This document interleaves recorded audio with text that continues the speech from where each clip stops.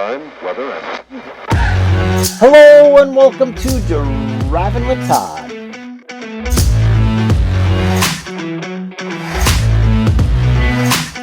And I'm Todd.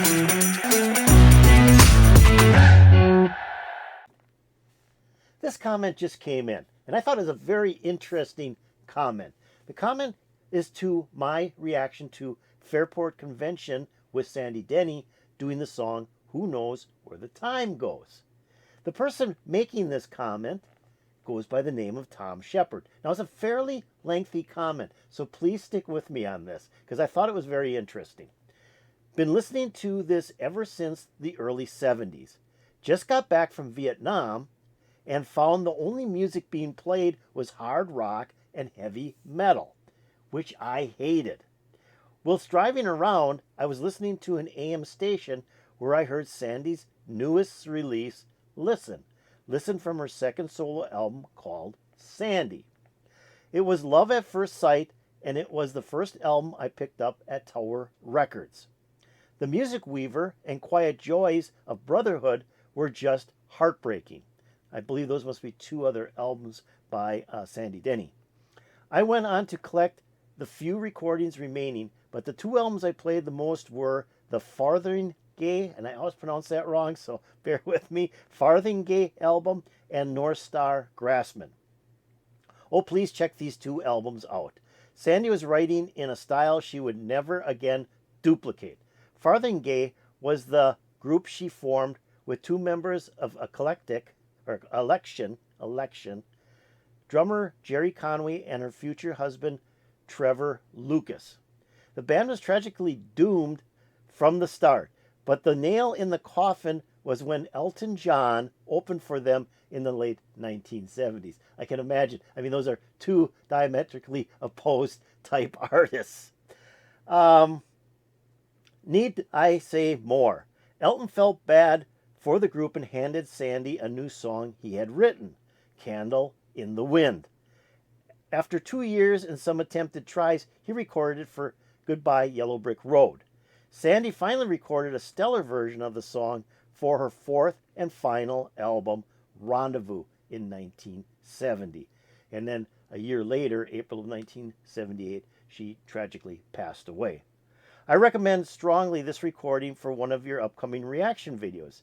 And then Tom goes on to say, another one is Crazy Man Michael from Legion Leaf.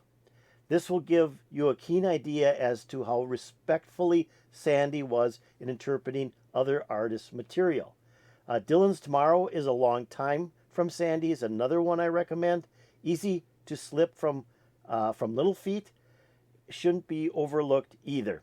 Yes, she left us far too soon. Her last recording, I believe, is Moments, written by British gospel singer Brian Hayworth.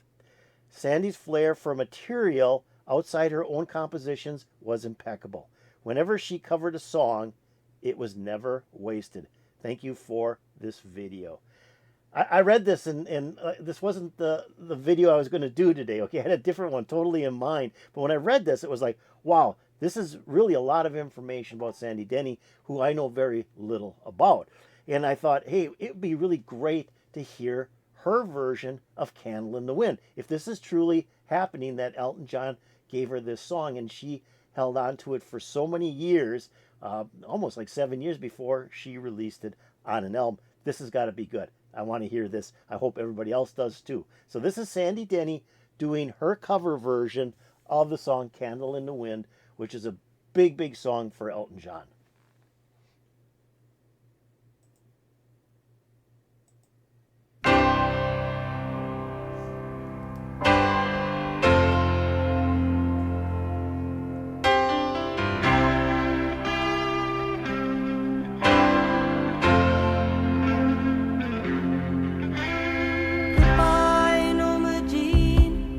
Though I never knew you at all, you had the grace to hold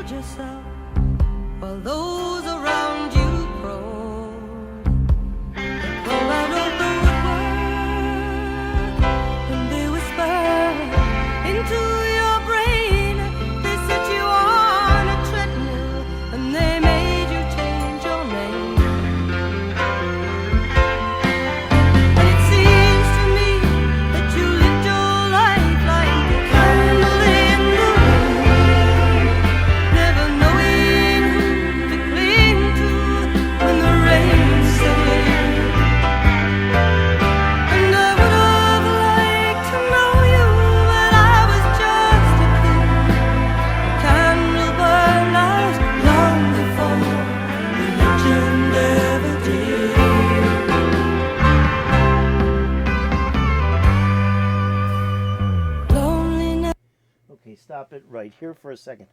Uh, the take on it is very similar to Elton John's. I mean, you've got the piano in there, a heavy bass line for sure. Then you've got those wonderful strings, though. I really love the strings that they added to this and all the other instrumentation. But what really makes this song special is Sandy Denny's voice. Now, I had read that her voice was kind of starting to deteriorate at this time for use of some drugs she was taking. And it was really affecting her voice, giving it a little bit deeper sound than her earlier songs. But I think she sounds great on here. It's just really pulling this song together. And it's not really folky. This is kind of a rock and roll ballad style song. And she's singing it as a rock and roll ballad as well. So she's not giving it that folk tinge that I guess she's known for. Because I know like I said, I know very little about Sandy Denny. I've only heard a couple of her songs, which I've liked all of them. But this is really an interesting version. And glad she recorded it. So let's keep on going.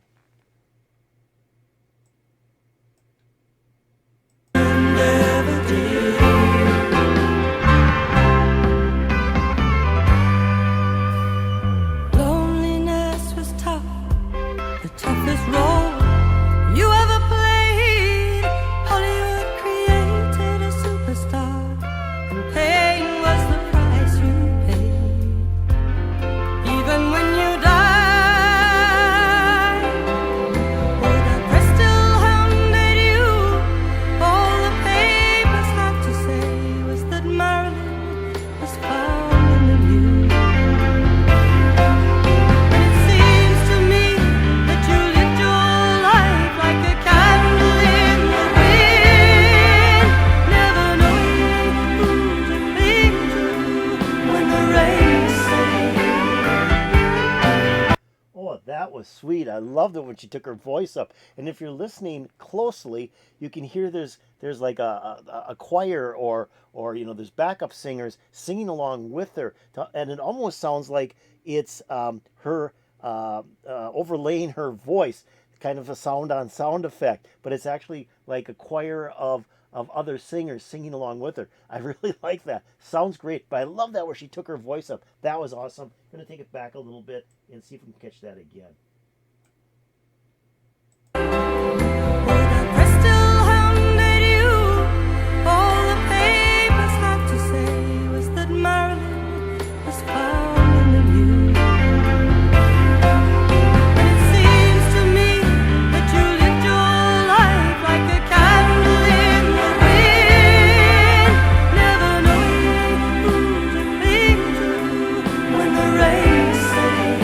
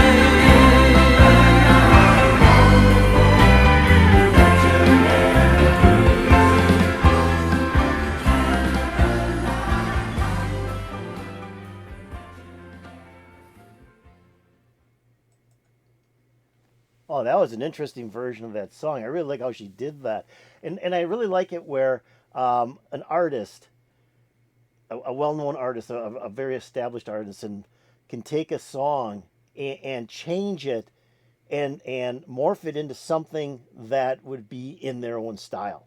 And I think this song is a little bit more rock and roll than Elton John's, who is rock and roll, where Sandy Denny is more what I would consider folk music. But she had a little rock tense in here. She had that guitar playing lead notes, all the way through the song. I thought that was kind of interesting. And then, like I said, the bass and the piano were really banging it out throughout the whole song. And then he had a fairly good drum beat as well. They brought in strings just to lighten the mood of the song. I think the strings did that.